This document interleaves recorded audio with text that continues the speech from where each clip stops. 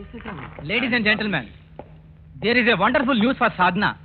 साधना को public prosecutor बना दिया गया है. अभी अभी ऑर्डर इशू हुए. Congratulations Mrs Sadhna. मुबारक हो Sadhna. Thank you very much. आज का दिन मेरी जिंदगी का सबसे बड़ी खुशी का दिन है. इसी दिन के लिए मैंने दिन का चैन और रातों की नींद हराम कर दी थी. मैं आप सबको इस खुशी में शामिल करना चाहती हूँ. अगले संडे को मेरी तरफ से पार्टी होगी और आप सब वहाँ जरूर आएंगे. Thank you. Thank you. जी देखो कौन आया. नमस्ते. बहुत बहुत मुबारक. आपका आशीर्वाद. प्रोसिक्यूटर. कैसा गार्ड? मैं एडवोकेट विजय हूँ. वो सब कुछ नहीं चलेगा. जाने देगा वरना नहीं जाने देगा. अरे कमाल के आदमी हो, आप इन्हें नहीं जानते? साधना जी के पति हैं ये. आप आइए सर, ये लो मेरा कार्ड. बदतमीज कहेगा. हाय साधना, सॉरी फॉर द डिले. कितना बदतमीज आदमी था, गेट पर अंदर आने से रोक रहा था. इस तरह कपड़े पहनकर आएंगे तो जरूर रोकेगा. क्या खराबी है इन कपड़ों में? ओह कम ऑन, कितने बड़े बड़े लोग आए हैं इस पार्टी में. आपको यहाँ सूट पहनकर आना चाहिए था. किस तरह परिचय कराऊंगी आपका इन लोगों से? हस्बैंड कहकर. हस्बैंड? ओह, हमारे वो कानून पढ़कर घर में बुद्ध का अवतार बनकर बैठे हैं. उस पर पार्टी में सूट पहनना भी नहीं आता. इस तरह कहूँ लोगों से. Don't argue with me. Hello, excuse me. Sadhna बेटी. नमस्ते. Thank you. आइए आंटी. आदाबर से अमृतलाल जी. सुनिए, आप उधर जाकर बैठिए ना. अमृतलाल जी आ रहे हैं. प्लीज उठिए, जाइए. थैंक्स.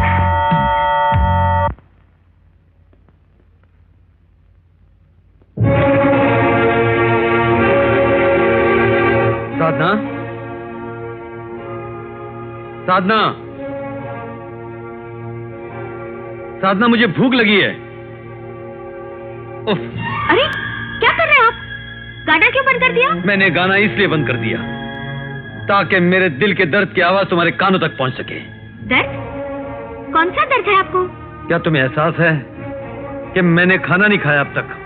जी हाँ, आप तो वक्त से पहले ही पार्टी छोड़कर चले आए थे. तो और क्या करता? एक अजनबी की तरफ बैठे हुए लोगों की नफरत भरी निगाहों की नश्तर सहता रहता. I don't understand. इसमें नश्तर और अजनबी की क्या बात है? पार्टी हमने अरेंज की थी और हमारा फर्ज था कि हम मेहमानों का ख्याल रखते, उनका स्वागत करते. क्या क्या इस घर में सिर्फ आए मेहमानों की इज्जत की जाती है, अपनों की कोई इज्जत नहीं है? क्या मतलब है आपका? देखो साधना, हम दोनों बचपन के साथी हैं, साथ खेले साथ पढ़े, इसलिए मैं तुम्हारी हर बात बर्दाश्त कर जाता हूँ. लेकिन तुम अपनी हद, अपनी मर्यादा से आगे बढ़ती जा रही हो. ये बात मेरे बस के बाहर हो गई है. साफ साफ कहिए, आप कहना क्या चाहते हैं? जो मेरी पसंद थी, वकालत का पेशा, उसे करने से तो मना कर दिया. अब पति के दर्जे से तो मत गिराओ. तो दर्जे में रहिए, किसने मना किया है? अगर तुम्हारी नजरों में इसे जीना कहते हैं तो मैं वकालत फिर से शुरू कर रहा हूँ. इस घर को छोड़कर दूसरे घर में रहने जा रहा हूँ. इस घर में आपको किस बात की कमी है? इज्जत की कमी है, खुददारी की कमी है. जब तक घर दामाद बनकर रहूंगा, बेशर्मी और बेइज्जती की चोट सहता रहूंगा. इसलिए मैंने फैसला कर लिया है कि खुद अपने पैरों पर खड़े होकर, रूखी सूखी खाकर इज्जत की जिंदगी गुजारूंगा. अपने पैरों पर खड़े होकर रूखी सूखी खाना आप ही को मुबारक हो. रूखा सूखा खाने की आदत न मुझको है, न मेरे खानदान में किसी को है. समझा? तुम मेरे साथ रूखी सूखी खाकर नहीं जी सकती, तो फिर अमीर घराने की लड़की होकर मुझ जैसे गरीब मामूली लावारिस इंसान के साथ ब्याह क्यों किया? सिर्फ फैशन के लिए, या मांग में बाजार से खरीदा हुआ सिंदूर भरने के लिए, या समाज में अपने आप को शादीशुदा कहलवाने के लिए? और अगर मैं तुमसे पूछूं कि तुमने मुझसे शादी क्यों की, मेरे बाप की कमाई हुई दौलत पाने के लिए? नहीं चाहिए तुम्हारा धन, तुम्हारी दौलत. इसीलिए सोचता हूं इस घर को छोड़कर चला जाऊं. तुम मेरे साथ आओगी या नहीं? पत्नी होने के नाते तुम्हारा हुक्म मानने से पहले मैं अपने डैडी के विचारों को जान लेना जरूरी समझती हूँ. तुम्हें पिता चाहिए या पति चाहिए? दोनों चाहिए, लेकिन दोनों में पहले मेरे पिताजी थे, उसके बाद आप मेरी जिंदगी में आए. 2 कश्तियों में सवार होकर सफर की इच्छा रखने वाले बेवकूफ कहलाते हैं, और सुराख वाली कश्ती में सफर की इच्छा रखने वाले उससे भी बड़े बेवकूफ कहलाते हैं. ब्यूटीफुल. क्या जबान इस्तेमाल की है. खुले शब्दों में कहे बगैर कितनी आसानी से तुमने अपने दिल की बात कह डाली. मैं एक सुराख वाली कश्ती हूँ, यानी एक निकम्मा इंसान जिसके पास सर छुपाने के लिए ना कोई घर, ना जिंदगी का कोई मकसद. तुम्हारे ही घर में तुम्हारी टुकड़ों पर पलने वाला. और जिंदगी की धूप से बचने के लिए तुम्हारी छांव में जीने वाला एक बेगैरत इंसान हूं, यही ना? ऑलराइट साधना, एक दिन यही सुराग वाली कश्ती तुम्हें जिंदगी बचाने वाली लाइफ बोट बंद कर दिखाएगी। तुम जिस घास के तिनके को हकीर समझती हो, वही तिनका एक दिन तुम्हें डूबने से बचाएगा। यह बेसहारा इंसान एक दिन तुम्हें सहारा देगा। यह बिना परछाई का सूखा पेड़, एक दिन इसी सूखे पेड़ पर तुम अपना घोंसला बनाने आओगी। आज 15 अगस्त का दिन हमारे देश की आजादी का दिन है और आज के इस शुभ अवसर पर हमारे शहर में पूज्य बाबूजी के रास्ते पर चलने वाले त्याग मूर्ति श्री अमृतलाल जी भी मौजूद हैं। अब मैं अपनी ओर से और आप सबकी ओर से श्री अमृतलाल जी से प्रार्थना करूंगा कि अपने शुभ हाथों से पवित्र तिरंगे को लहराएं।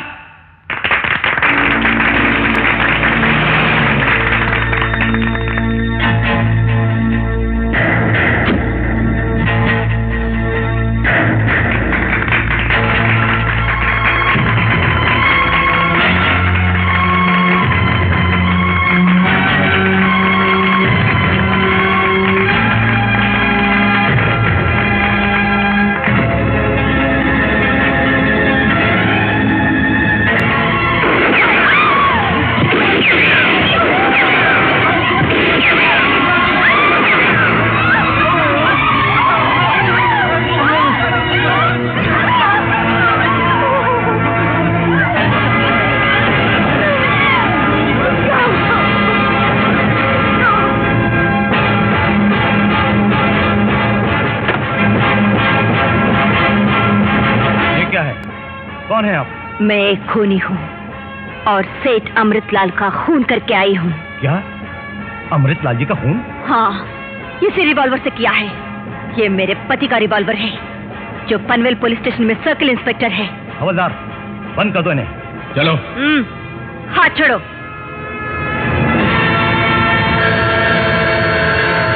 अगर नेक और गरीबों के हमदर्द लोगों का इसी तरह दिन दहाड़े खून बहता रहा तो लोगों को तो भगवान पे से विश्वास उठ जाएगा। कभी कभी तो दिमाग काम नहीं करता है। नमस्ते चौधरी साहब। आइए विष्णु प्रसाद जी, बैठिए।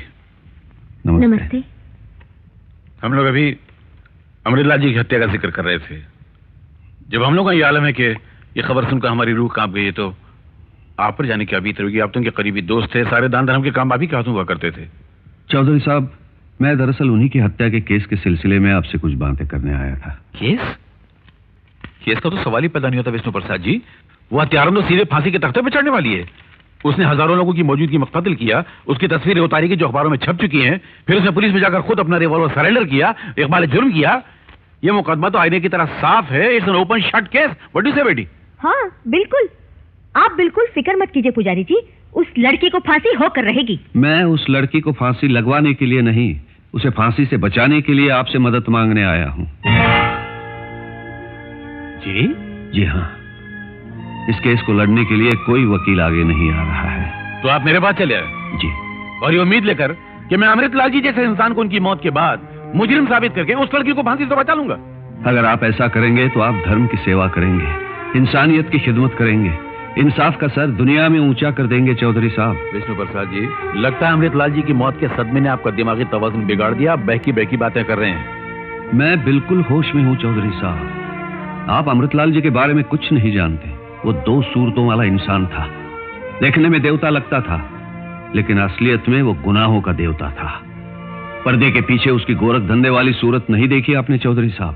पर्दे के पीछे गोरख धंधे वाली सूरत? वो क्या थी? वो इस वक्त तो मैं आपको नहीं बता सकूंगा चौधरी साहब। कमाल करते हैं आप भी, तफसील तो बताते नहीं और कहते हैं पर्दे के पीछे उनके गोरख धंधे थे। और अगर थे भी तो आज तक आप खामोश क्यों थे? उनके मरने के बाद आपका मुंह कैसे खुल गया? मैं अपनी कमजोरी मानता हूँ चौधरी साहब, लेकिन आप मदद करें तो यही नहीं, और भी बहुत सारी सच्चाइयां दुनिया के सामने आ सकती हैं। जी नहीं, ये इतना क्लियर और साफ कत्ल का मुकदमा है कि मैं क्या दुनिया का कोई भी वकील इस केस को डिफेंस करने से इनकार कर देगा। और जो डिफेंस करेगा उससे ज्यादा नालायक, अहमक और पागल आदमी इस दुनिया में नहीं होगा। आप मेहरबानी कीजिए, जाइए यहाँ से। नमस्ते। ठहरिए पंडित जी, ये केस मैं अपने हाथ में लेने के लिए तैयार हूँ। जी पंडित जी, हैरान होने की कोई बात नहीं है। आपने सारी जिंदगी भगवान की सेवा की है आपकी बातों पर विश्वास करते हुए मैं ये केस अपने हाथ में ले रहा हूं। आप सच कह रहे हैं बाबूजी? पंडित जी, मैं बिल्कुल सच कह रहा हूं। आप निश्चिंत होकर जाइए, मैं शाम को आकर आपसे मिलता हूं। धन्य हो विजय बाबू, धन्य हो। आप फिर एक बार साबित करेंगे कि भगवान मजलूम की रक्षा के लिए कहीं ना कहीं से किसी न किसी को भेज ही देता है। मैं शाम को मंदिर में आपकी राह देखूंगा। मैं चलता हूं।